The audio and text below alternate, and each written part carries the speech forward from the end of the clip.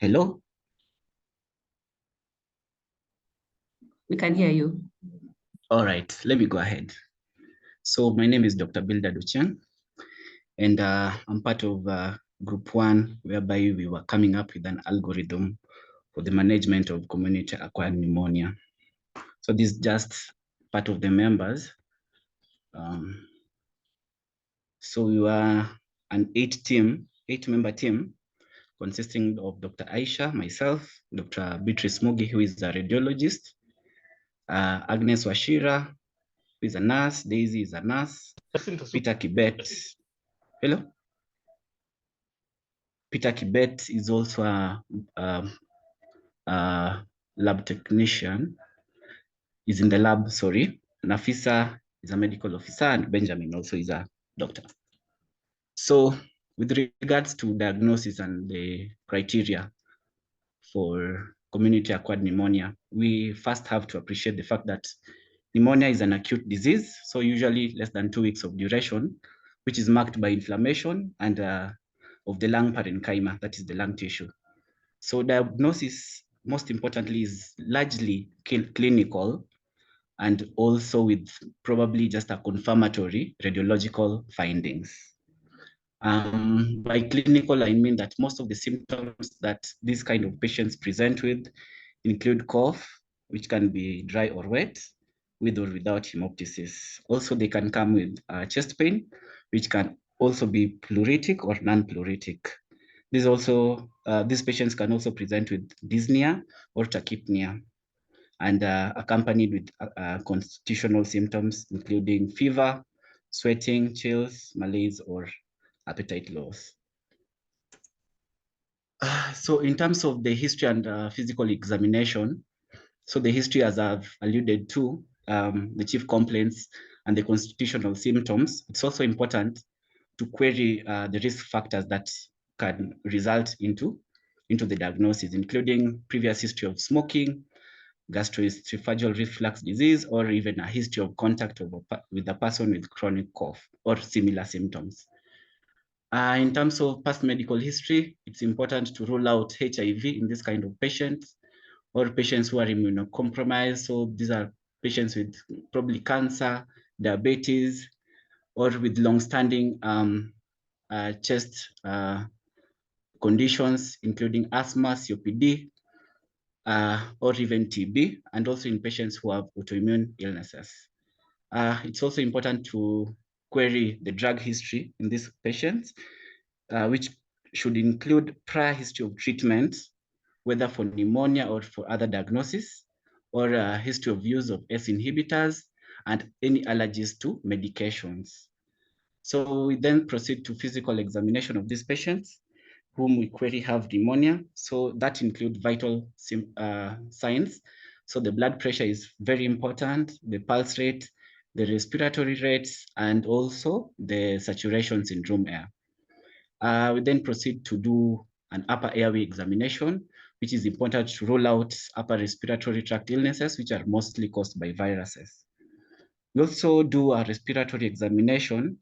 So most of these patients, we want to rule out if there's any sort of distress, respiratory distress, and also in physical examination of the chest, if there is any dullness or decreased breath sounds, bronchial breathing, or any crackles or crepitations.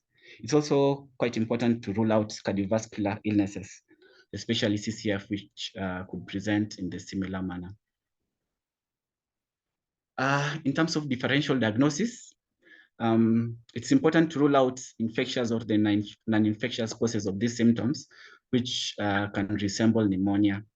There are a battery of non-infectious illnesses that can mimic community-acquired pneumonia or even occur while a patient has community-acquired pneumonia. So these could include pulmonary edema in heart failure patients, or even patients with cardiac illnesses like endocarditis or myocarditis, or patients with pulmonary thromboembolism and hemorrhage or atelectasis.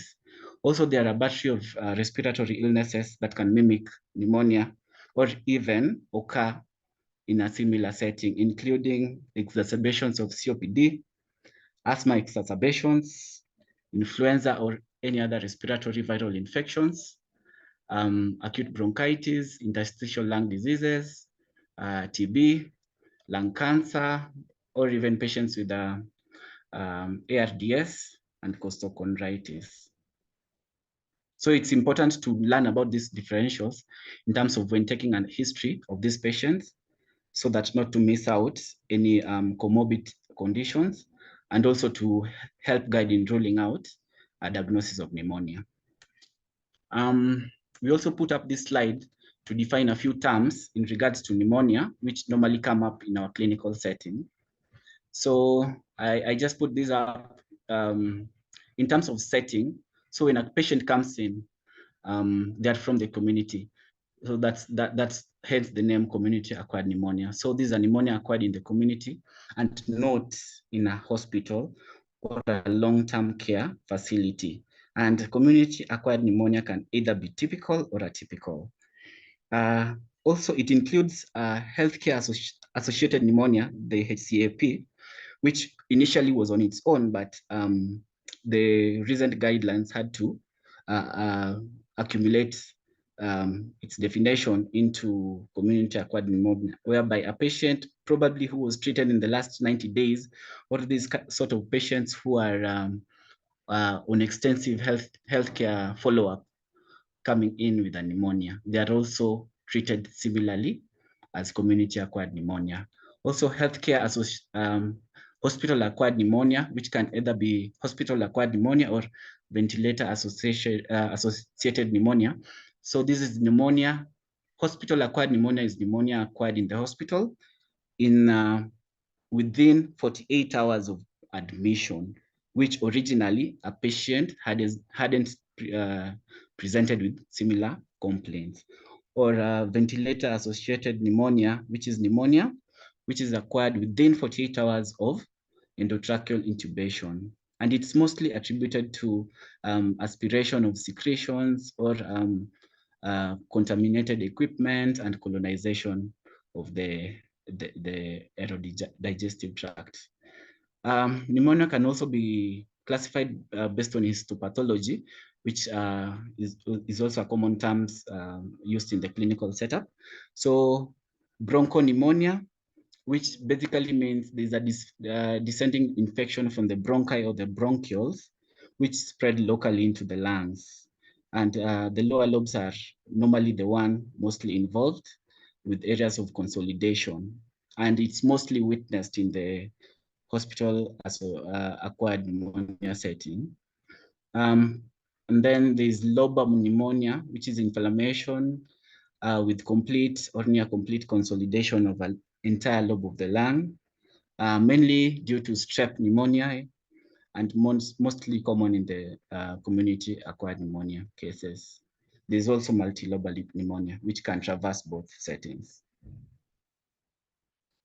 So in terms of pathophysiology, or basically just the clinical stages of lobar pneumonia, there are 4 stages. The first one being stage called consolidation, whereby there's congestion within the first 24 hours, whereby there's vascular engorgement and intraalveolar edema, and the lungs will appear heavy, red, and boggy with many bacteria and few neutrophils.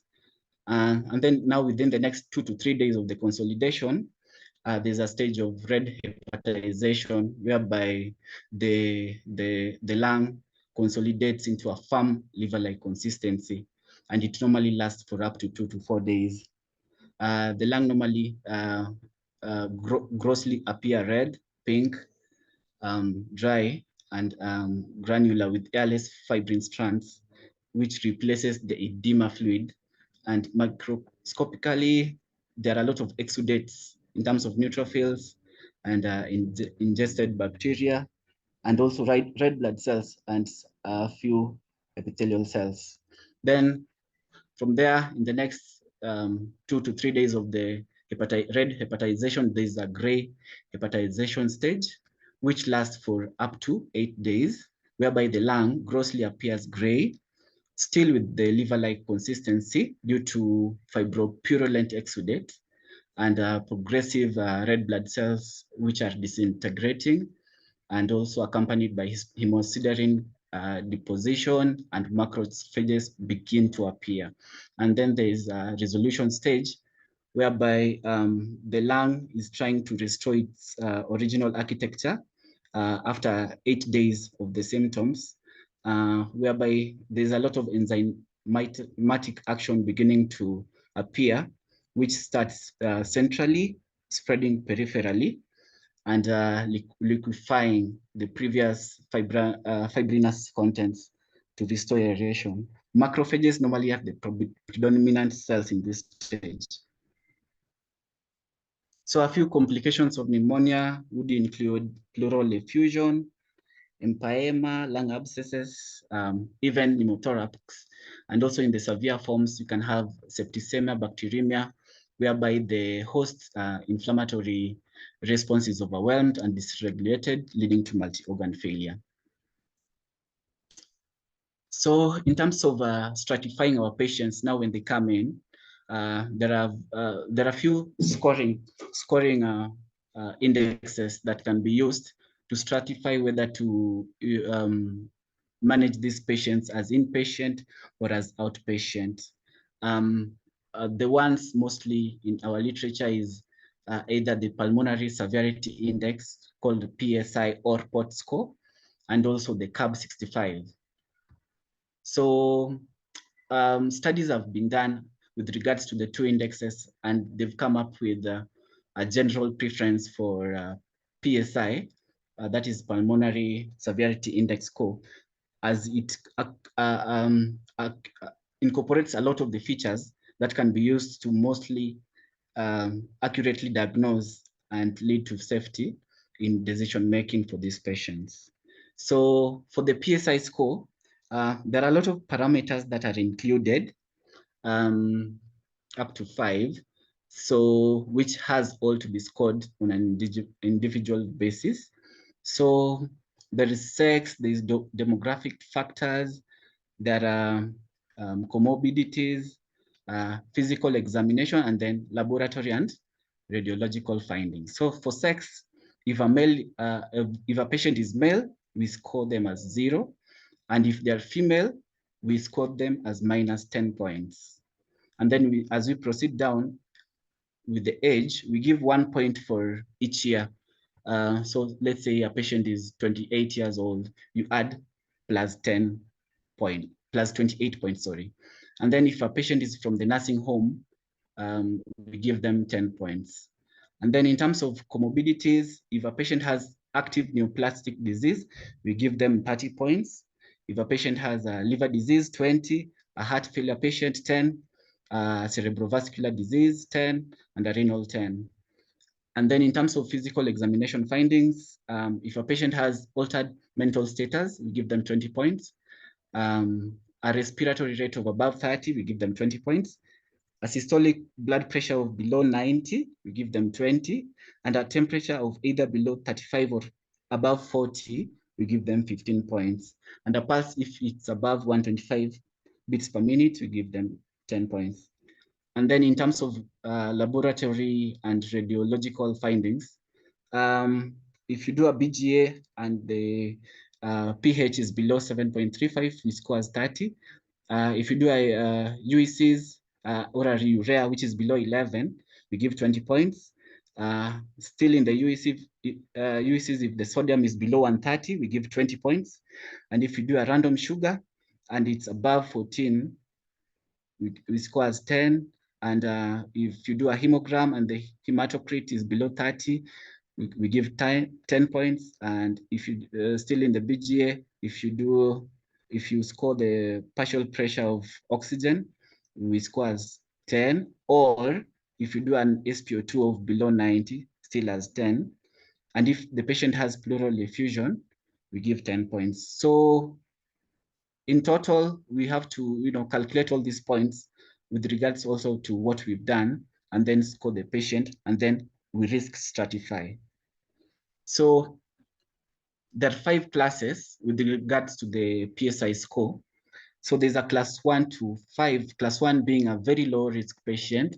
So these are the kind of patients who have probably no comorbidities or any significant physical examination, lab or radiology findings. And studies have showed that the mortality rate in this group is quite low, and the recommendation is just to treat as outpatient.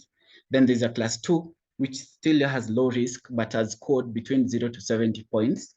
Mortality risk is also still minimal, 0.6%, and the recommendation is to treat as outpatient. If there's a class 3, still low risk, 71 to 90 points, a mortality rate of 0.9%, we have to weigh whether to treat.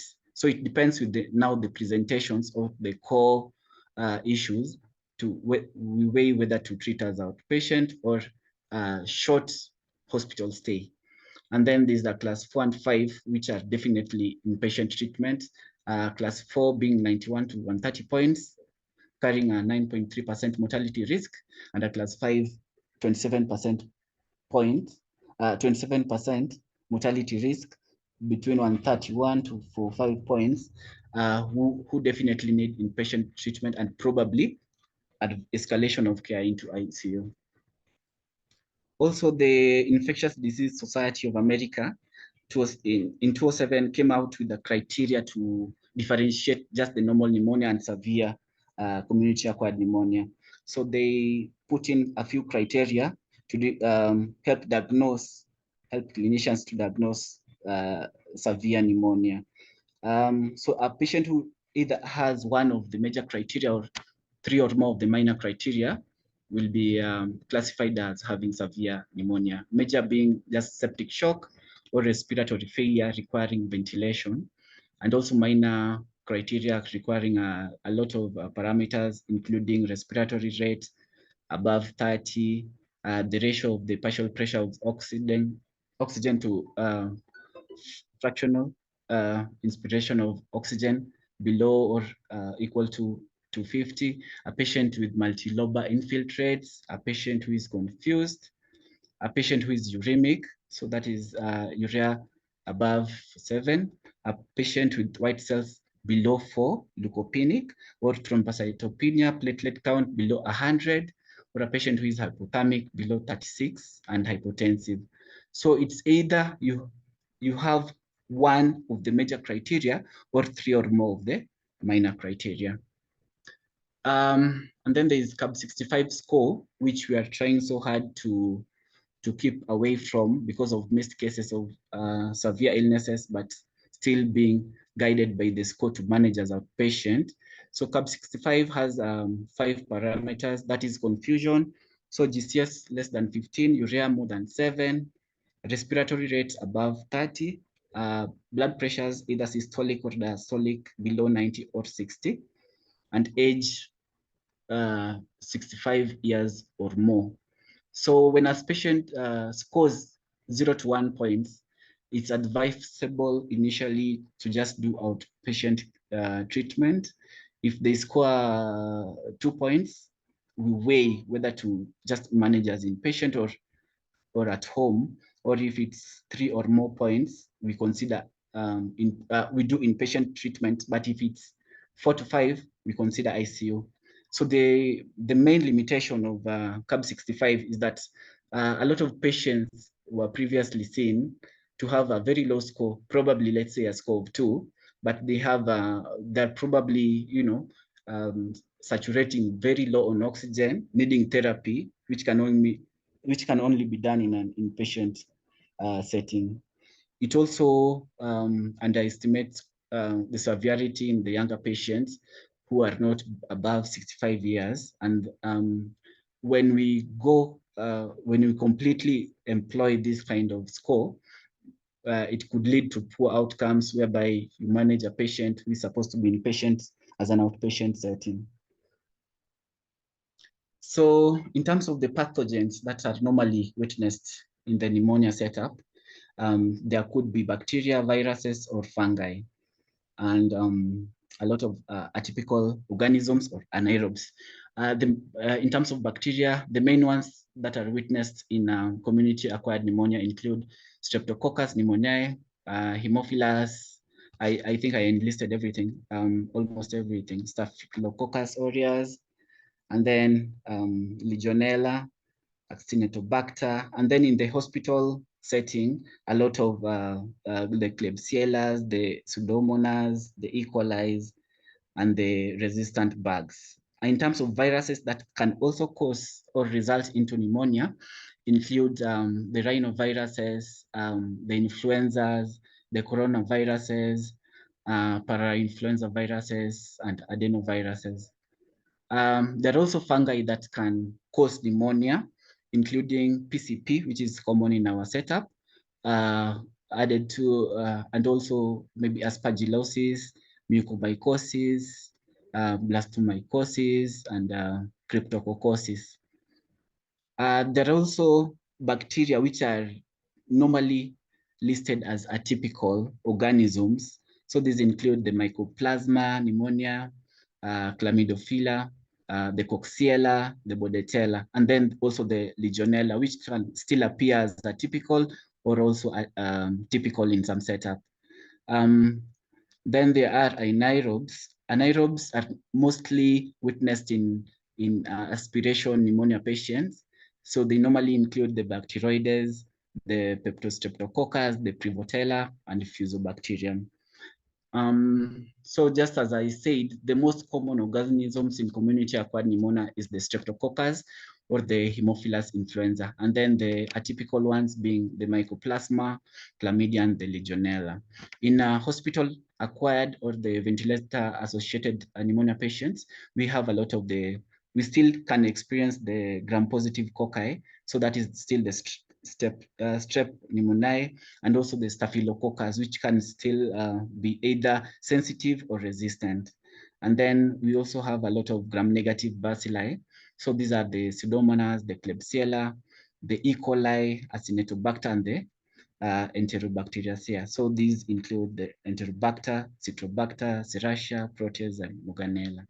Also in the hospital setup, we can have a lot of multi-drug resistant bugs, which by definition are not susceptible to at least one agent in 3 different antimicrobial classes.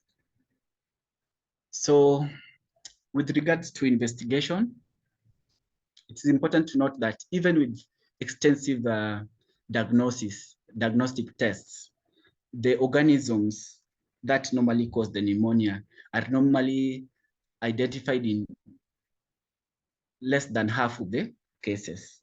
So it's not normally recommended to work up a patient extensively, but it's only recommended to work up patients if they are high-risk patients only.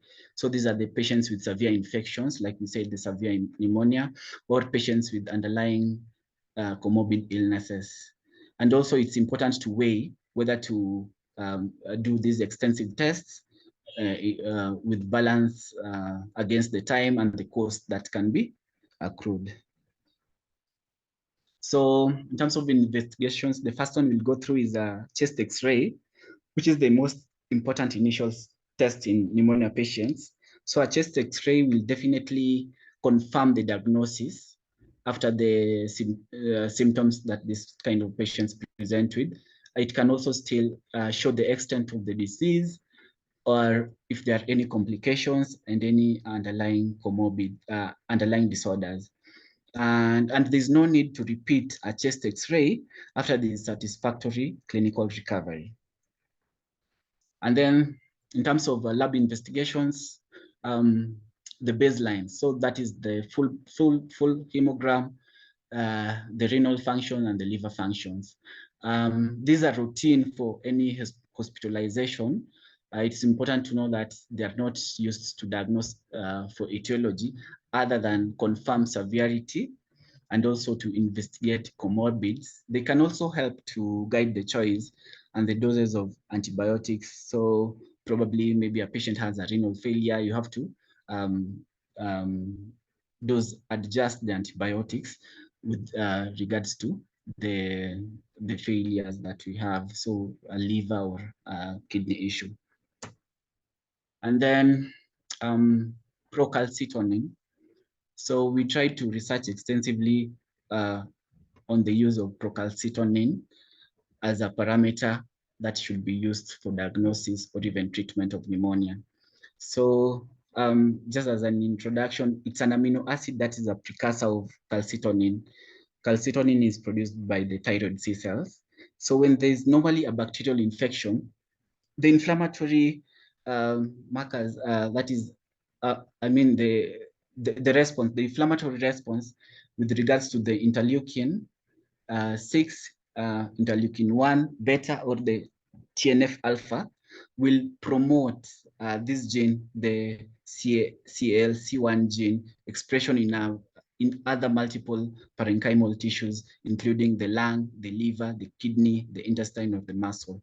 So when there's a bacterial infection, and these markers have promoted the gene, there's a release of procalcitonin within 2 to 3 hours after the infection.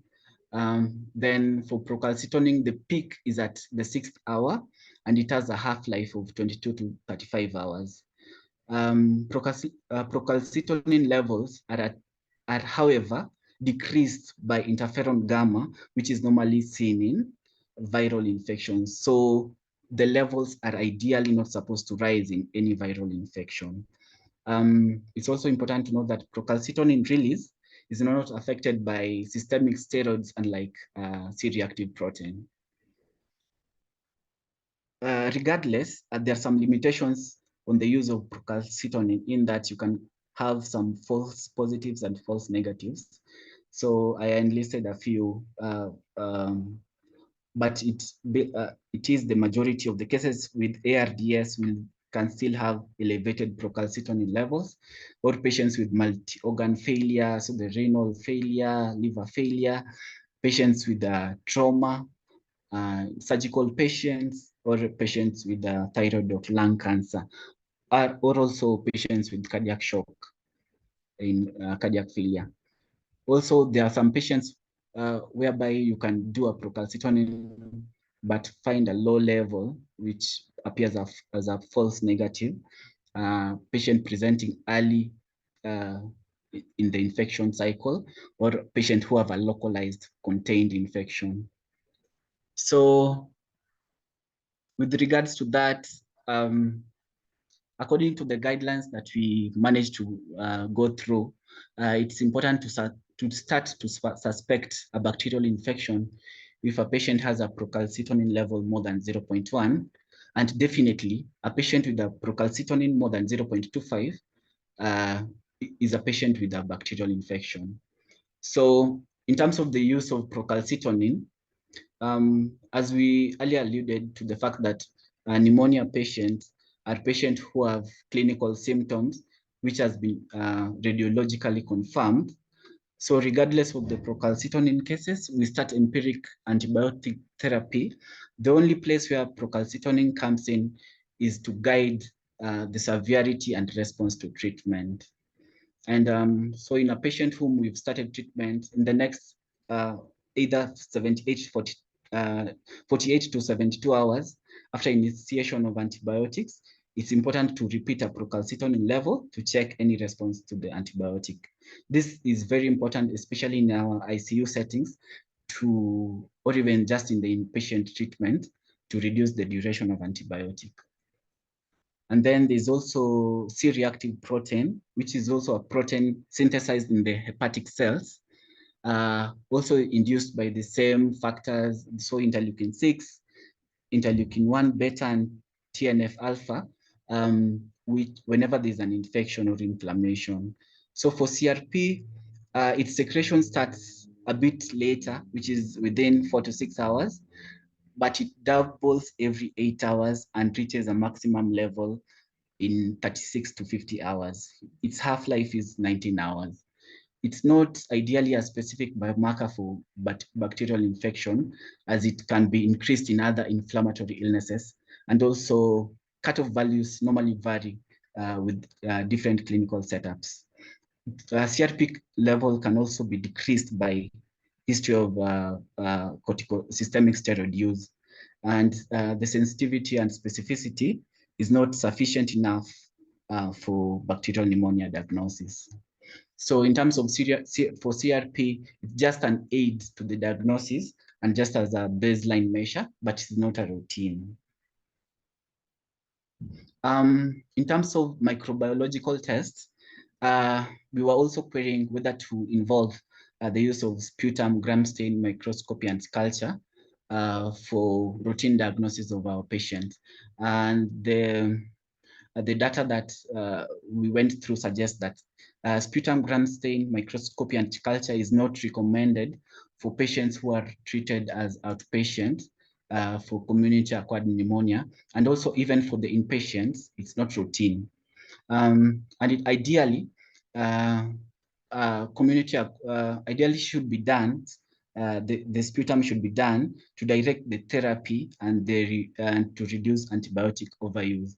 However, there are some atypical organisms that can easily be missed. And in terms of the method of sputum collection, there are several that can be used.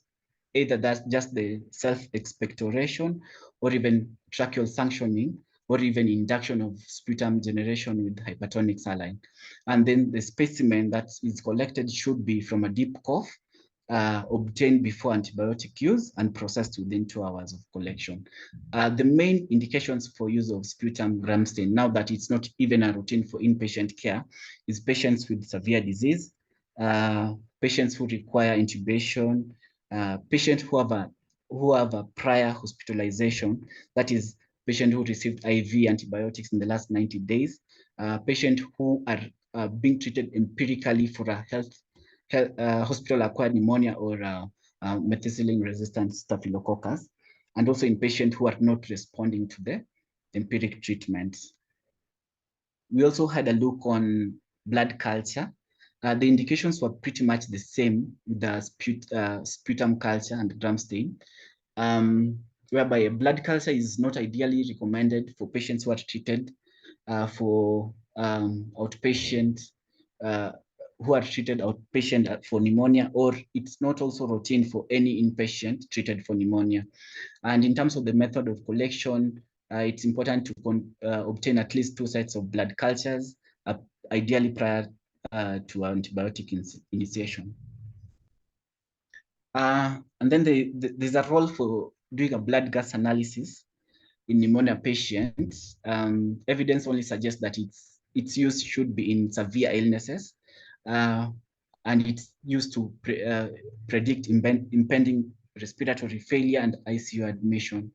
It can also be used to assess for any comorbid conditions that reduces the lung capacity, like COPD and asthma. Blood gas analysis has implications also on the mode of oxygen supplementation. And in terms of how it should be done, it should be carried out in room air when we've stopped the use of oxygen, and then we take the sample for analysis. There's a cohort of patients whom we should query for TB, whom present with symptoms suggestive of pneumonia, and these include patients with HIV or patients with subacute illness that is probably more than 2 weeks history of the symptoms as been listed, or patients who are not also responding to empiric antibiotic treatment, or in patient with either laboratory and radiological suspicion, radiological being upper lobe involvement of infiltrates, and laboratory suspicion on patients with reduced white blood cells, especially the lymphocytes. The CDC came up with the TB risk score screening tool, which has a lot of positive associations with TB. So these are symptoms including night sweats, hemoptysis, the weight loss, patient who is who has HIV, or with body weight loss, prior history of TB, or recent exposure to TB, and positive PPD test. In terms of testing for TB, there are a lot of tests, but the gold standard is, or the first line is the sputum gene expert and the RIF assay. So in terms of collection of sputum, it's either a spot test or an early morning. There's no much difference. And patients should not eat, drink, or smoke prior to coughing up. Then they rinse the mouth with water, take a deep breath, cough hard 3 times. And the samples should be tested within 2 hours. There are also other tests for TB that can be carried out. Let's say we don't have a gene expert assay. So smear microscopy, ZN staining. We can do a TB culture, TB lump, TB lump. Can also do newer modalities like the TrueNut or even the LPA. Also, we were asking ourselves when to investigate or even query a patient to be having PCP presenting with the community-acquired pneumonia symptoms.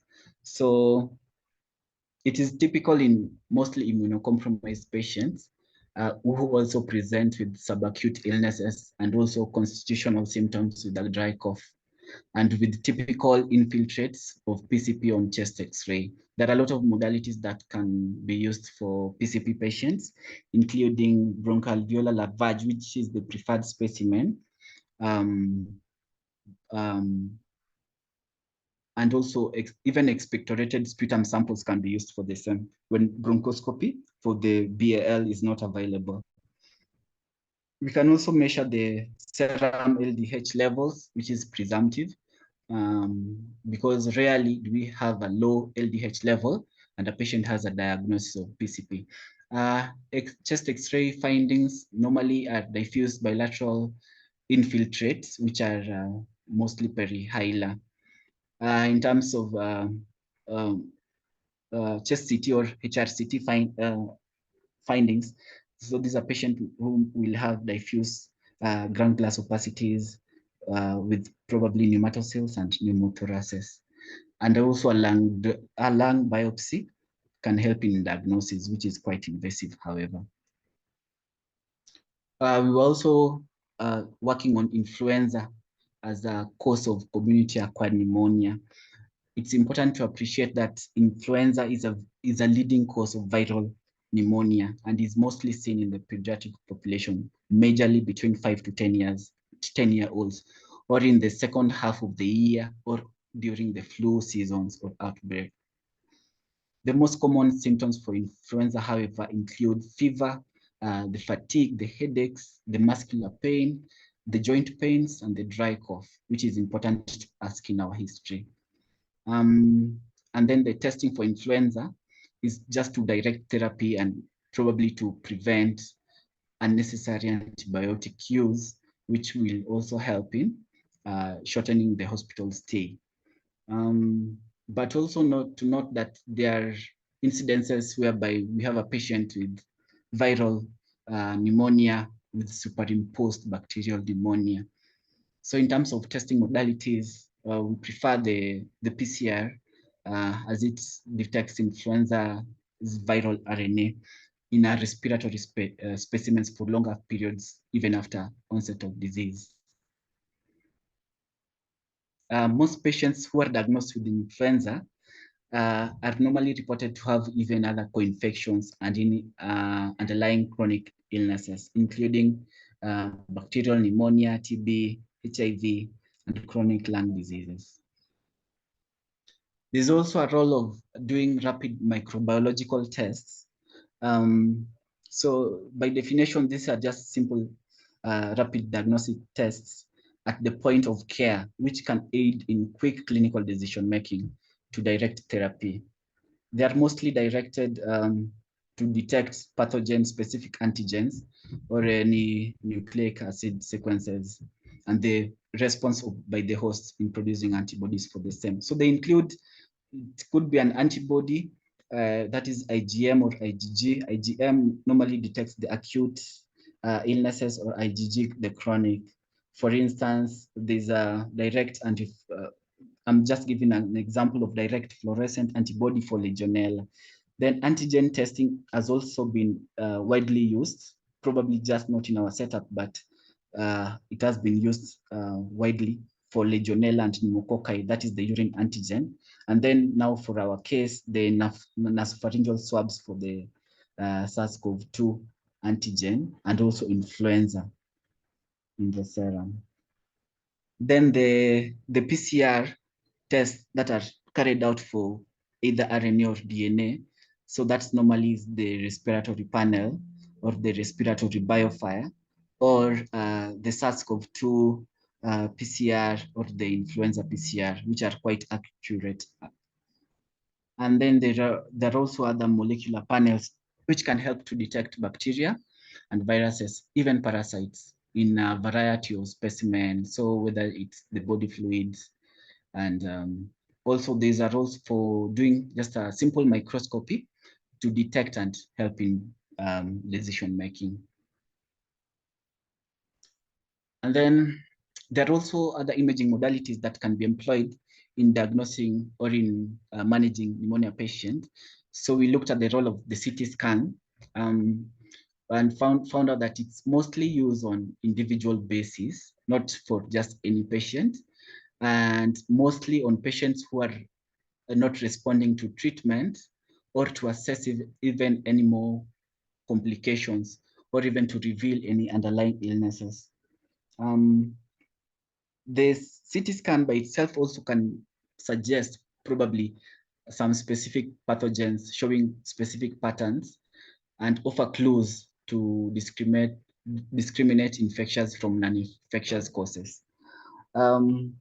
It's generally non-specific and may show, and some pneumonia patients may show characteristic findings on CT and assist in defining further investigations. But the most important is just the general indication, as we've said, are patients with severe or complex pneumonia, in immunocompromised patients who are not responding to antibiotics, or in non-resolving and recurrent pneumonias, or in a patient who has features of pneumonia but no X-ray findings suggestive of the same, or when there's an underlying disease that can predispose to pneumonia.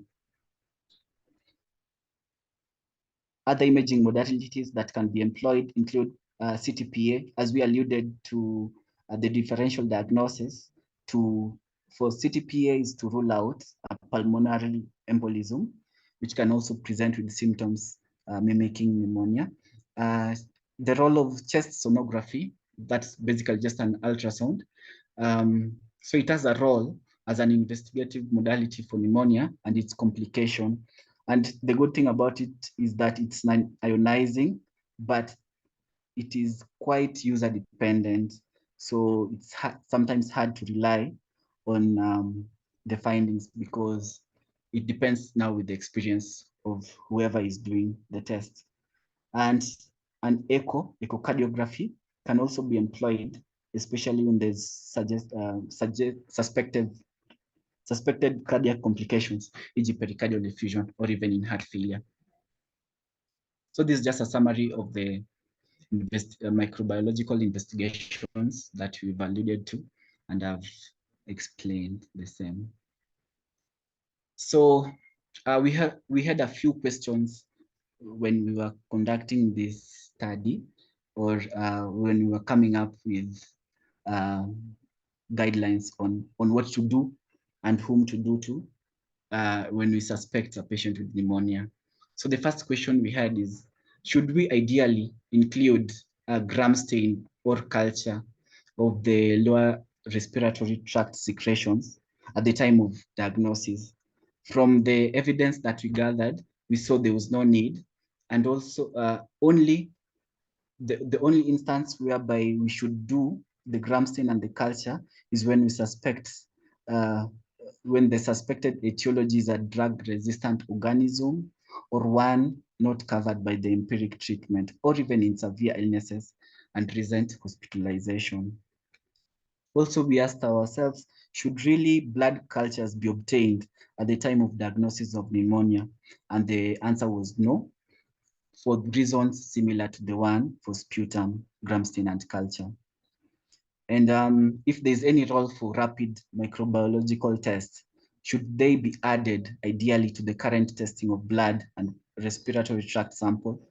The answer was no, but unless in very special situations, let's say in the viral groups. And then should PCT be used to withhold initiation of antibiotics? The answer is no, for the simple reason that we diagnose pneumonia using the symptoms and radiological findings. So once we've done that, we initiate antibiotics regardless of the PCT level.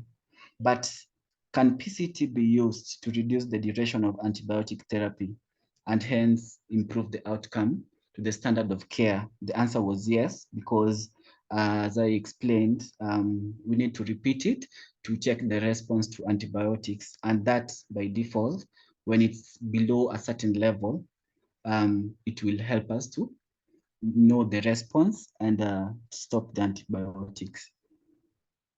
And then when to investigate for TB, as I already said, a patient with those immunocompromised patients or patient with subacute symptoms, or even in patients who don't respond to the empiric therapy, or when there's a radiological and laboratory suspicion. And also in PCP patients, as I already talked about. And then when should we test for influenza? So mostly in patients with upper respiratory tract symptoms, or patients with those typical viral symptoms, the malaise, the joint pains, or even during the flu outbreaks and the seasons. So those were the questions we were mainly addressing with regards to the group. So these are a few references that we managed to gather the data that I presented on today.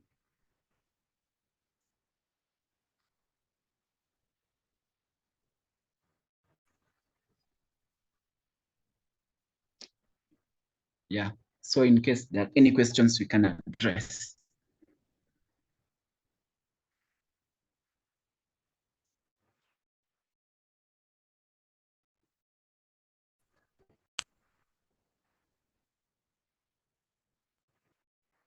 Maybe just to note that this is just the first part of coming up with the guidelines for pneumonia. We'll tackle the rest in the course of the week. The first part was just to define pneumonia and to come up with the concrete diagnosis of pneumonia before proceeding to treatment.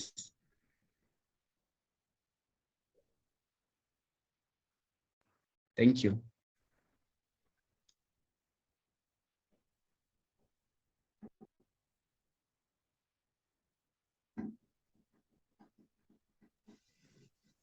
And thank you very much, Dr. Bildad, for the presentation. There are several questions, I think, on the chat that we could discuss. Somebody asks about highly sensitive CRP and how does CRP compare with PCT? Maybe you can answer from the presentation you've made with regards to CRP versus PCT.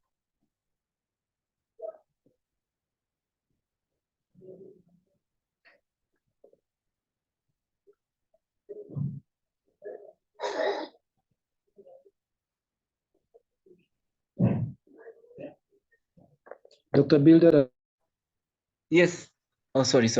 As we already said, PCT versus CRP.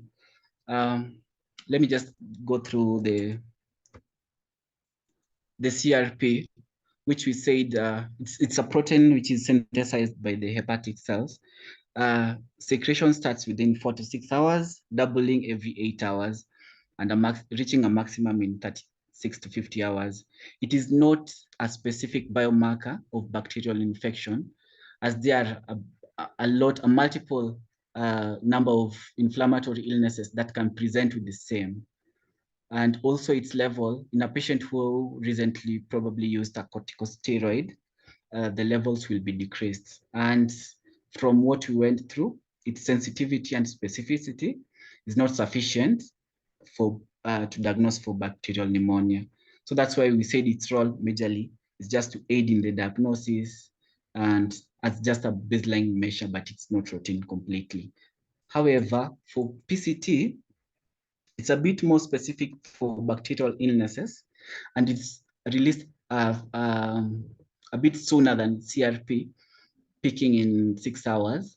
And it helps majorly to differentiate between a viral illness and a bacterial illness, in that for viral infections, viral infections lead to increased levels of interferon gamma. And in interferon gamma, what has been seen is that it reduces or even stops the levels of PCT.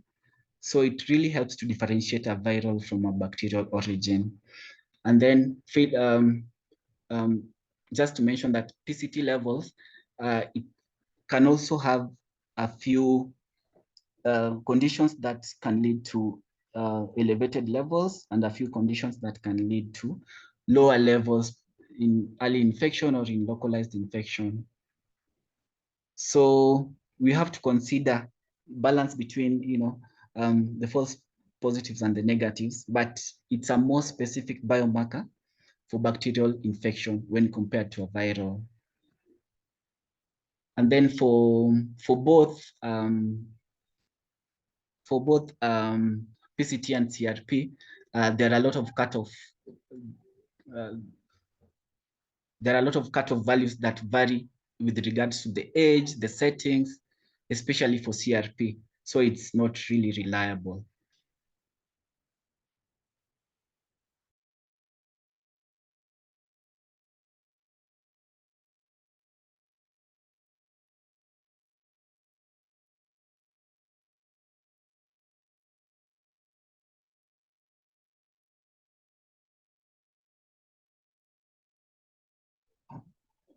The other question was about somebody's asking about if sputum culture is not recommended, and if the patient is started on treatment empirically, how do you escalate or de-escalate antibiotic treatment?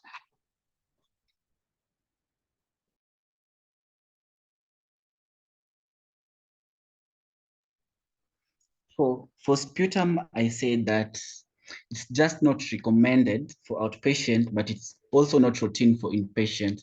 And there are a variety of indications that we enlisted. And so in terms of treatment, I think we'll tackle that in our upcoming sessions in terms of treatment, how to escalate and de-escalate of the same. But in terms of the investigation by itself, it's not ideally recommended in outpatient, as long as you have the features, the symptoms that are highly suggestive of pneumonia and confirmed radiological findings. So we probably just have to complete the duration of antibiotics.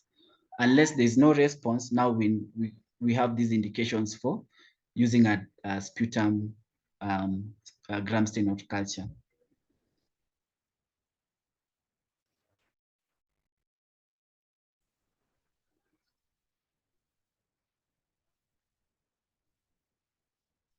Somebody asks about the rapid microbiological tests. When do we do them? Maybe you can put up that slide to answer that. Keeping in mind, today we're only discussing diagnosis and the definition for pneumonia. The things about treatment will come in later. Yeah. So for the rapid tests, it's a variety of tests that can also be employed in pneumonia patients, including something like a simple microscopy.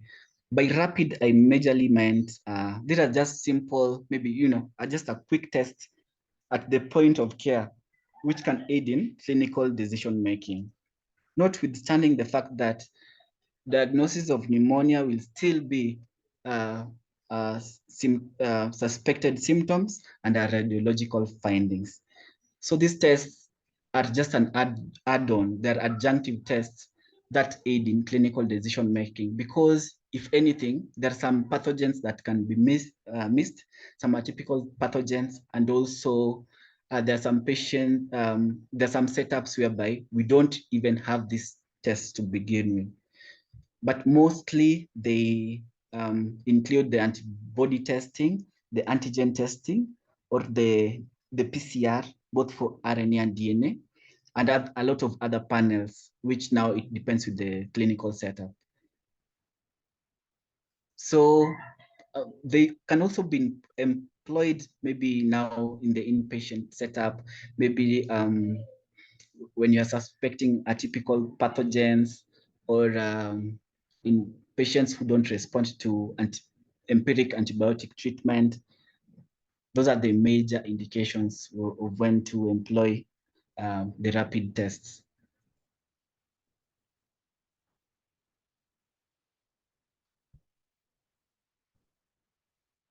And also, it's still very important to take adequate history in patients whom you suspect viral symptoms. We can employ maybe COVID tests, so the swabs for the COVID, or influenza when there are outbreaks, or in some population, like the pediatric, probably when you really need to do a sputum test. An adjunctive test can be, you can use a urine antigen for Streptococcus pneumococci, and then also in some clinical setups, probably in the UK, where there are outbreaks of Legionnaire's disease, you can do a urine antigen. But now it depends with the clinical setup and the availability of the same, but it's not for every patient.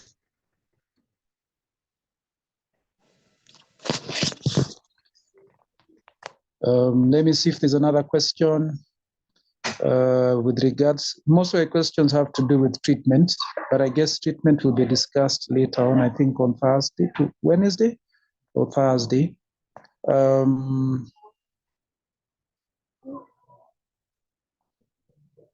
Somebody is asking about the guideline for community acquired. We're actually working on it. This is actually for KNH. So somebody asked, can a patient on TB medication be given additional antibiotics when presenting with cough and chest pain? Dr. Bilder, do you think you can take that? Can a patient on TB medication be given additional antibiotics when presenting with cough and chest pain? Okay, that's an interesting question. I think it depends. You can still have superimposed pneumonia in TB patients, and also most of the anti-TB medications are used for pneumonia. Yeah, so it depends also with the history. If it's an acute, a patient maybe who was just on anti-TBs with diagnosed TB and with acute complications, you can still have superimposed pneumonia. And also now that one will need to confirm if this kind of patients probably they really have TB or there's something on top, and that will guide how we proceed. Maybe to just add on that, for any patient who has TB and they have symptoms, I think we are actually insisting that TB patients should get imaging done. Dr. Chen, probably you've seen this. Some of our TB patients develop cavities, and actually the patient may actually be developing an aspergilloma or other complications. So for me, I would not recommend starting the patients on treatment who are already on TB treatment. What you want to do is investigate further to make sure that your diagnosis is actually correct. And if the patient is developing complications of TB, then you can pick them early. For example, post-TB bronchiectasis, post-TB cavitary disease, and things of the like. Thank you.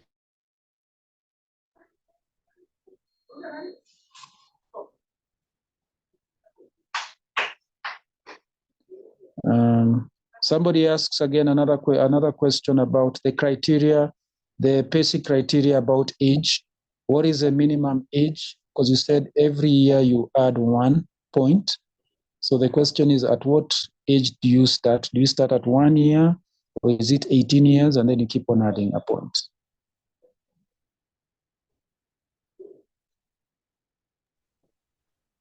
So this score is mostly in the adult population for assessing for maybe morbidity or mortality risk in pneumonia.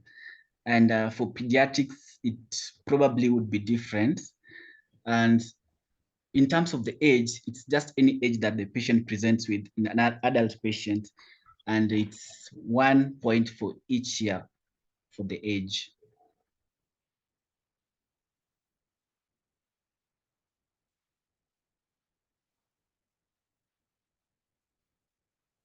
So there's no given age that we need to start scoring. It's for any age that in an adult patient.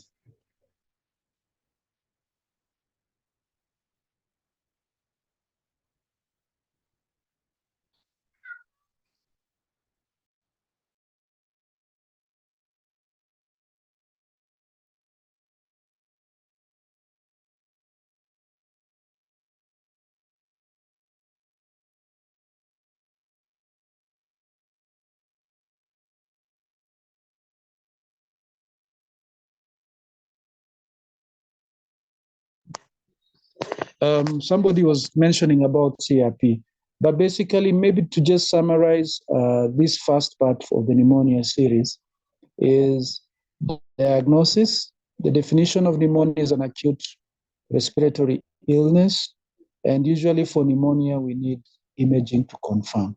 Yes, you may have clinical diagnosis to suspect, but to actually confirm a diagnosis of pneumonia, you need imaging that actually shows new infiltrates. So if a patient has had probably a chronic respiratory disease, you have to show, like for example, COPD, you need to actually demonstrate that the patient has new infiltrates. I will request as much as you can when you suspect that the patient could be having pneumonia, that you actually do an imaging test to confirm. The imaging test will help you to rule in and also to rule out, because you may do an imaging test, like for example, a radiograph, and then the patient's shortness of breath is, for example, due to a pneumothorax, which is something that you can pick on a radiograph. I know most people will usually rush to try and do CRPs and PCTs, but for me, if you suspect pneumonia, first test would actually be a radiograph. If clinically you have actually found the patient has an elevated respiratory rate, has fever, maybe having hemoptysis, or actually purulent sputum, has a rapid heart rate, patient is tachycardic, then those are the things you want to consider. Most of the things that we see as outpatient are actually upper respiratory tract infections. And then also, there are things that are non-infectious. Like, for example, if a patient comes to see you in July and they are coughing a lot, you just need to, when it comes to cough, I always say it's important to ask the patient, when do they have the cough? If the patient says they cough a lot at night, you want to ask issues about exposure. If a person says, oh, nikiwa kwa baridi nakoa, you know definitely that is asthma you're seeing there. That is not pneumonia. Okay, pneumonia is not caused by cold. Pneumonia is caused by bacteria. So if cold is making the patient's symptoms be worse, you want to think of an alternative diagnosis. If you have a TB patient, they're coughing a lot at night, they have problems when they go where there's dust, smoke, and things like that, the diagnosis is different. So history, very important for you to be able to make an accurate diagnosis.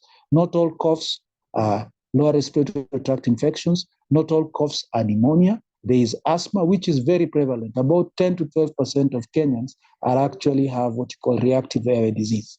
And these ones are not picked up because they're given several courses of antibiotics. And they feel a bit better, they come back the following week. That's not pneumonia. Pneumonia is a severe illness. In a normal person, they'll get pneumonia once in their lifetime. Pneumonia is not something you get time and time again. If you see you're getting pneumonias frequently, then you want to find out, is there an underlying disease that could be immunosuppressing this patient? Is this patient HIV positive? Is this patient diabetic? Is this patient immunosuppressants? And that's why they're coming up with repeated pneumonias. Otherwise, those patients we see now, patients with repeated bouts of cough are unlikely to have pneumonia. Do not just be in the habit of prescribing antibiotics. You want to take good history. I will repeat again because we see these a lot. Patient presenting with cough, worse at night, worse on exposure to cold air, dust, smoke, emotional ability. They laugh, they start coughing. They cry, they start coughing. That is likely asthma. Do not miss that one. Please take that history. Then you want to ask the history of atopy. Is there a history of allergies in their family? If they say yes, then you're moving closer to asthma rather than pneumonia. If they say no, then you want to consider. If you're suspecting pneumonia, you want to do a radiograph and check, are there infiltrates that could actually tease it out for you? If the chest X-ray is normal, then of course, again, could it still be asthma? Could it be COPD? Could it be reflux disease? Those are the things. I think unless there's something else you want to add, sorry, I forgot something, Bill, that you didn't mention about COVID. Now, in Kenya and globally, when somebody comes with symptoms of pneumonia, you also want to screen them for COVID, okay? Because viral infections could actually also predispose you to getting a pneumonia. It could come with a viral pneumonia. And the one that is easiest to test for right now is a COVID pneumonia, simply because we have rapid tests, we have the rapid antigen tests, and we also have the PCR test that you can do. The rapid antigen test, you can get the test results in a short time. The PCR test will take a few hours. You'll be able to get the results and be able to treat this patient appropriately. So do not forget, we still have COVID cases. It is still here with us. It's one of the viral infections that are common now. Influenza is there, doesn't usually cause pneumonia unless you have some predisposition, either you're elderly or children, or you have an underlying disease, as Dr. Ocheng had already mentioned. You have COPD, you have asthma, you have a other chronic lung diseases, or a chronic cardiac illness, or you have kidney disease, you're on dialysis. Those patients are prone to getting the severer forms of viral infections. Or if you're on steroids for one reason or another, it's not only HIV patients that may come down with PCP, patients also who are on immunosuppressants, patients who are on steroids for a long time, patients who have connective tissue disease can also come down with pneumocystis pneumonia because of being on steroids for a long time. So by and large, for you to make a diagnosis is history. Take good history. Once you've taken the good history, then the next thing, if you're suspecting pneumonia, radiograph. Okay, to be able to know, is it pneumonia or not? Okay, a high WBC count does not mean you have pneumonia. It suggests you could be having an infection, but it does not confirm that you have a pneumonia. If you do a chest X-ray, you see a lobar infiltrate, you're sure this patient has a pneumonia. So you've already made the diagnosis. Okay. There are these other tests that we tend to do. CRP. CRP is an inflammatory marker. It will not tell you if the patient has an infection. If the patient has rheumatoid arthritis, has SLE, they'll have a high CRP, okay, irrespective. So any other inflammatory condition will usually increase your CRP. PCT, we use it for knowing when to de-escalate. Somebody asked a question, when do I stop antibiotics? You stop antibiotics when clinically the patient is improving, okay? And then, so you have your clinical markers, the respiratory rate is back to normal, oxygen levels are back to normal, and things like that. Those are the markers that you'd use to be able to know when to stop. Then when it comes to lab, you can use a PCT. If the PCT has reduced, then you can actually consider. But this will be discussed at the time for treatment. I think I'll leave it at that unless Dr. Chen, you have a parting shot.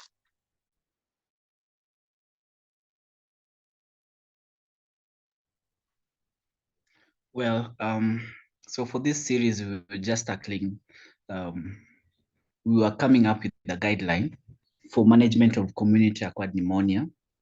And for a start, we just wanted to come up with how to diagnose and also to rule out other conditions that might mimic pneumonia, and which setting we are supposed to manage these patients, and also how not to miss out on other causes that can be in patients.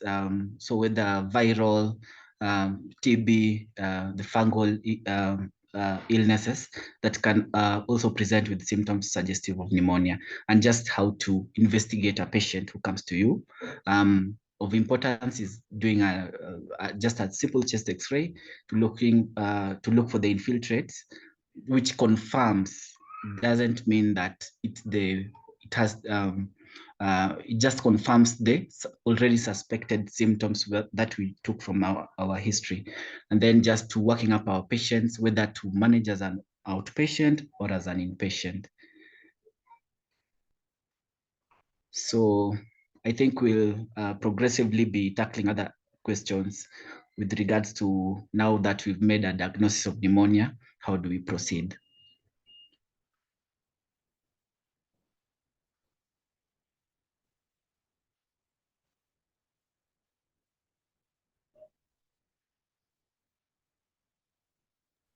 So Thank you so I'll much. leave it at that. Is Dr. Phoebe still there? Yes, hi, I'm here. Yes, so there's a plan. What the next talk will be?